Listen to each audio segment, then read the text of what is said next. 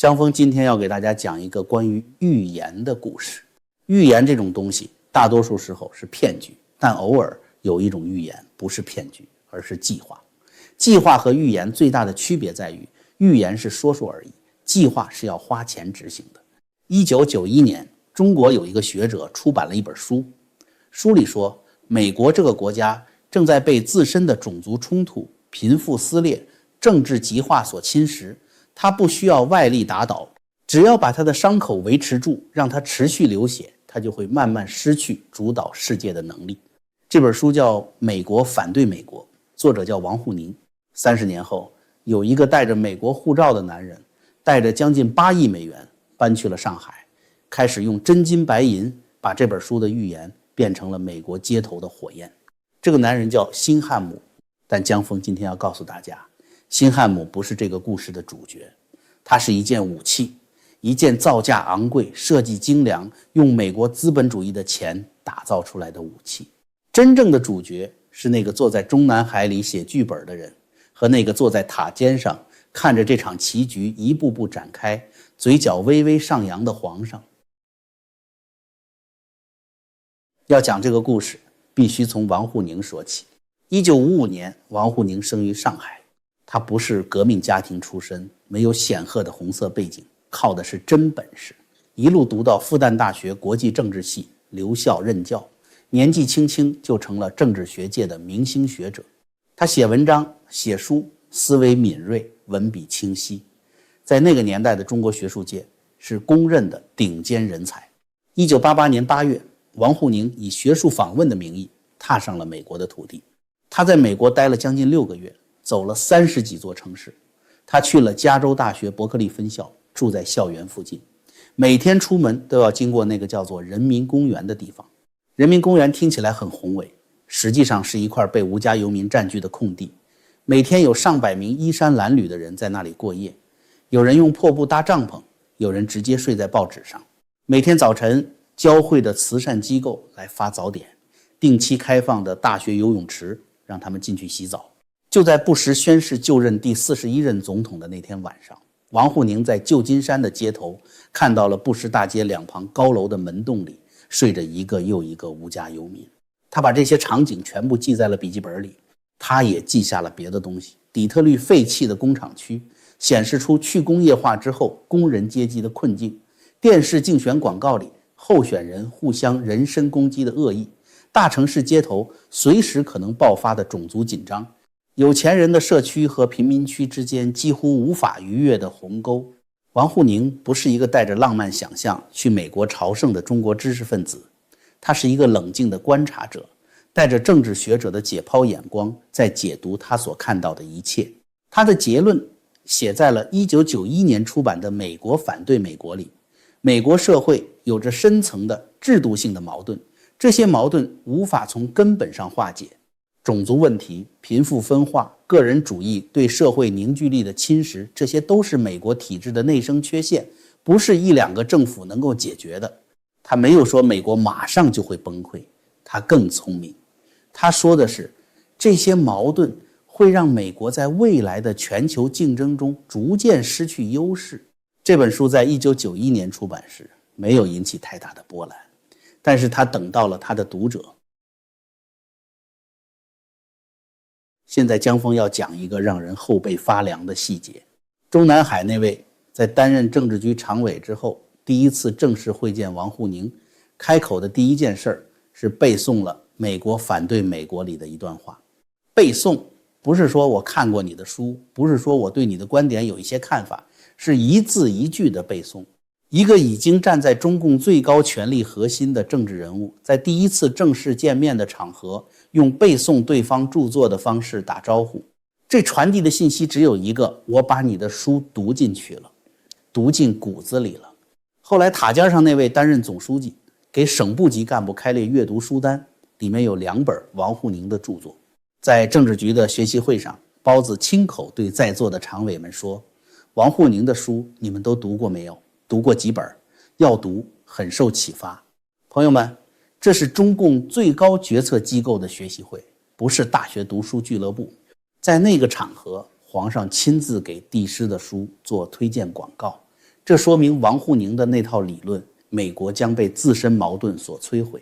已经从一个学者的个人判断上升为中共最高层的战略共识。这也正是塔尖上那位后来反复挂在嘴边那4个字的底气所在，东升西降。这4个字很多人以为是外交场合的壮胆说辞，是给国内民众看的宣传口号，但江峰要告诉大家，它不是，它是有理论根基的战略判断，根基就在王沪宁那本书里。西方会从内部瓦解，东方会在这个过程中完成崛起。王沪宁给了这个判断学术包装，而中南海那位给了这个判断国家资源。问题只剩一个，怎么执行？知道美国有伤口是一回事，让伤口持续流血是另一回事。你需要有人去撒盐，你需要一个能够深入美国社会的操作者，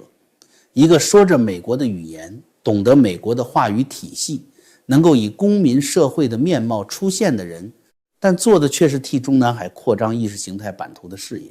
简单来说，你需要一个有美国护照的共产党员。2017年，这个人带着将近8亿美元出现了。分析中南海如此深沉的棋局，确实非常耗费脑力。在我们揭开这份大计划具体如何执行之前，江峰想先跟大家分享一个守护健康、补充元气的好方法。看懂大势需要清醒，而应对乱世则需要强健的体魄。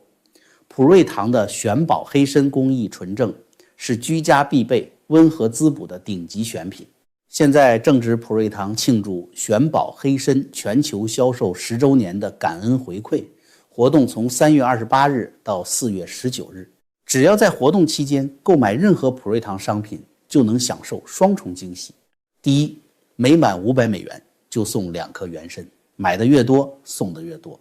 第二，单笔满3000美元直接送出12颗原参，还要再加码赠送1颗极其珍贵的特级黑参原参。请点击影片下方的专属链接，结账时输入我的专属优惠码 JF，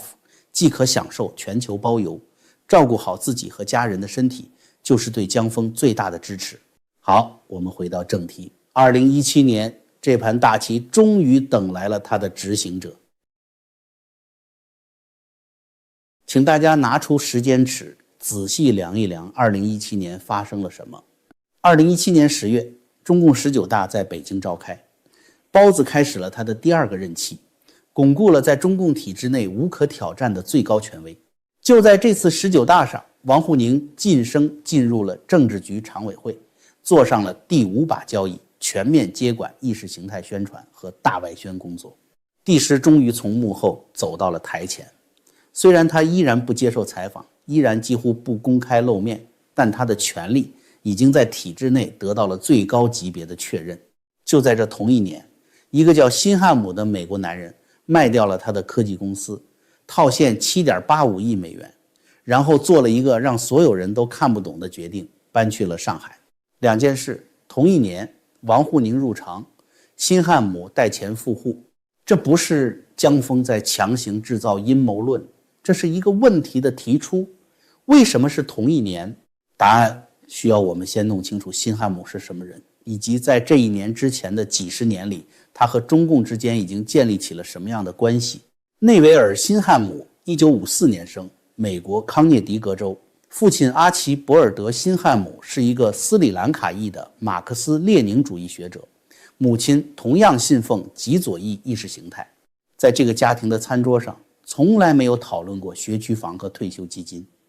讨论的是帝国主义的历史罪恶、殖民主义的遗毒，以及如何推翻资本主义的世界秩序。辛汉姆不是一个被动接受了父亲信仰的孩子，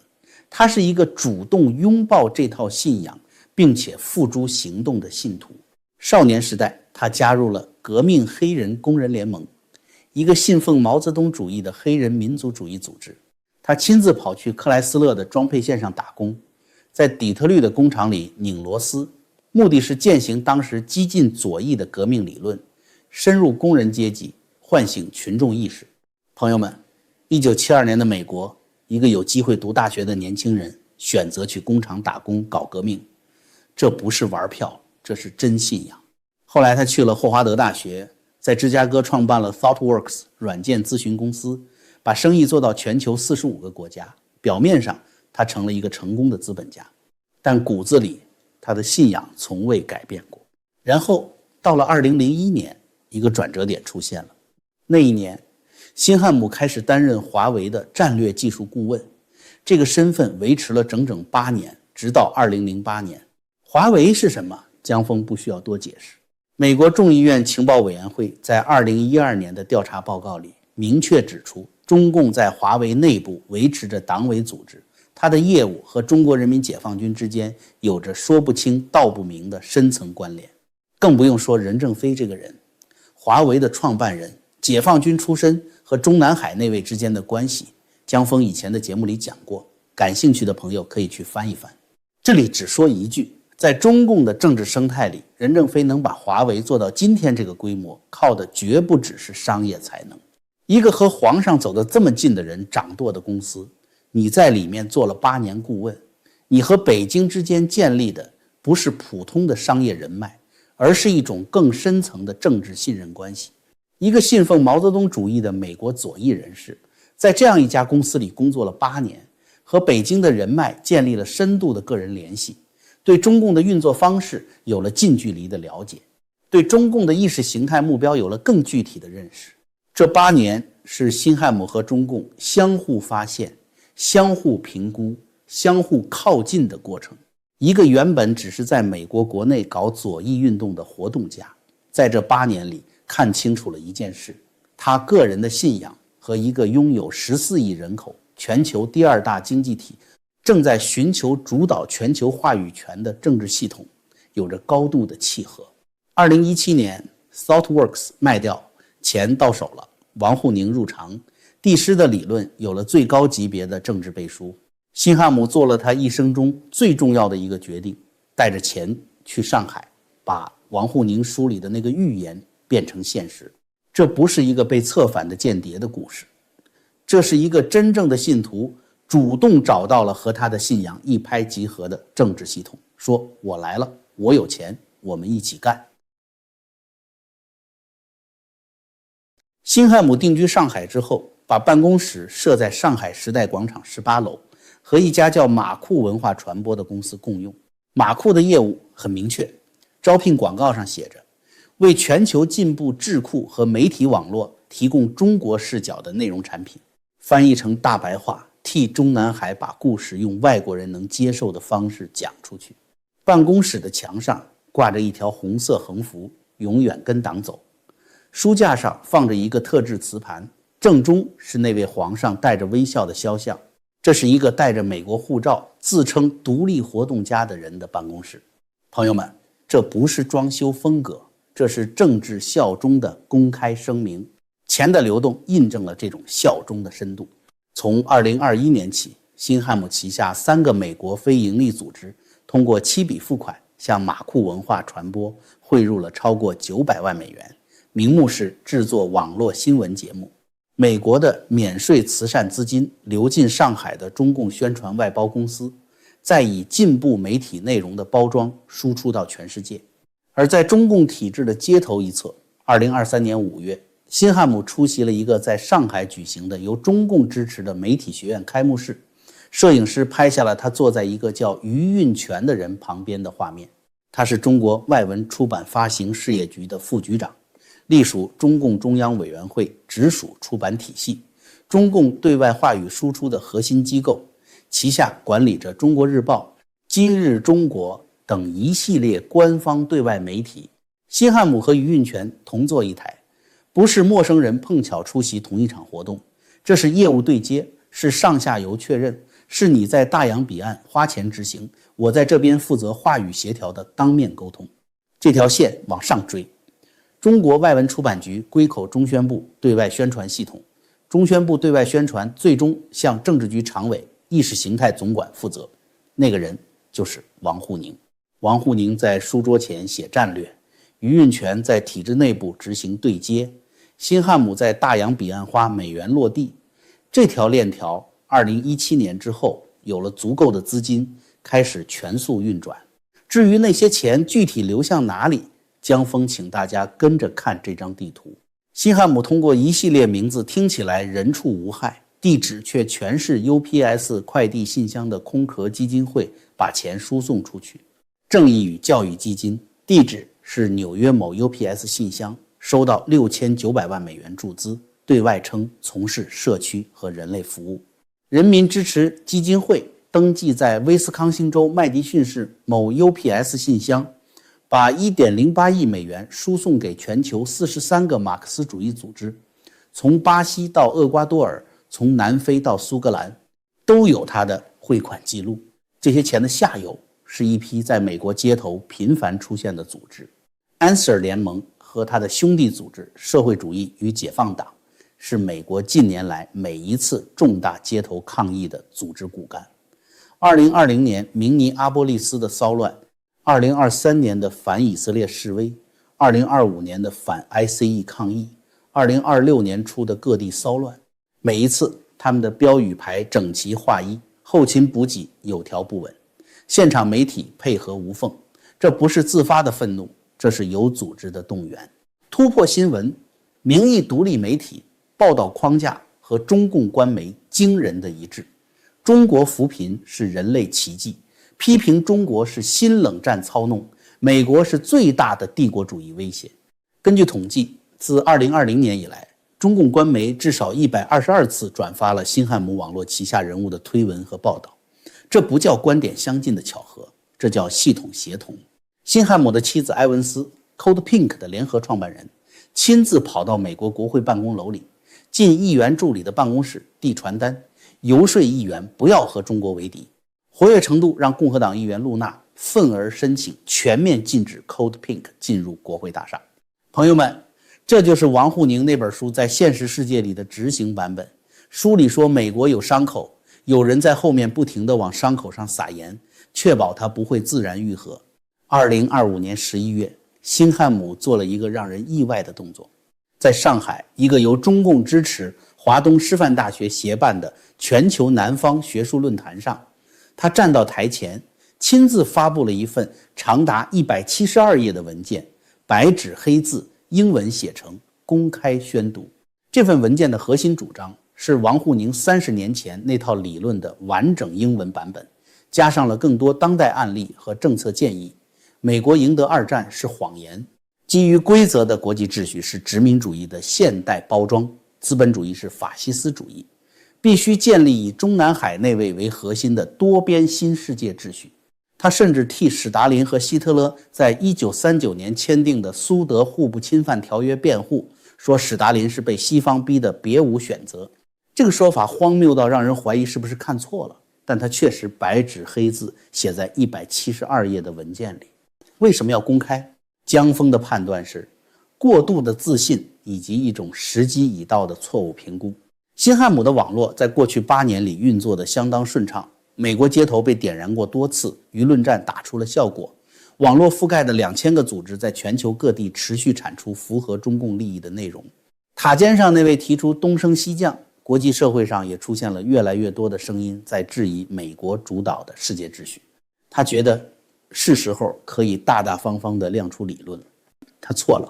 ，172页的宣言变成了整个网络暴露的引线。福克斯新闻在2026年3月启动多部曲深度调查，用人工智能技术还原了5.91亿美元在5大洲的完整流向，把那7笔打进马库文化的付款逐一列出，把那些 UPS 信箱地址一个个查了个底朝天。国会3个委员会几乎同步启动调查，财政部被要求评估资产冻结，司法部被要求启动外国代理人调查。这份本来想展示肌肉的文件，成了把整个网络推进聚光灯的那根手指。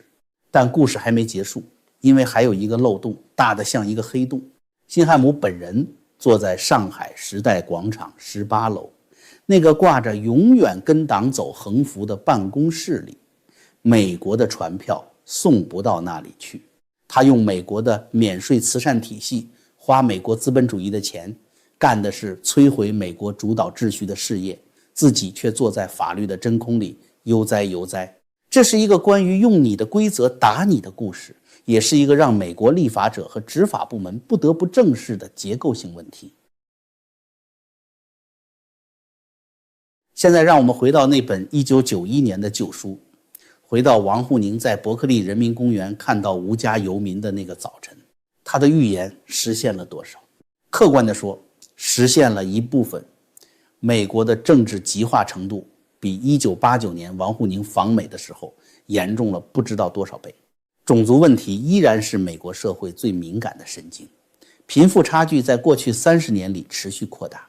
对民主制度的信任度在很多调查里都显示出下滑的趋势。王沪宁说的那些矛盾不是凭空捏造的，他们是真实存在的。但他的预言有一个根本性的盲点，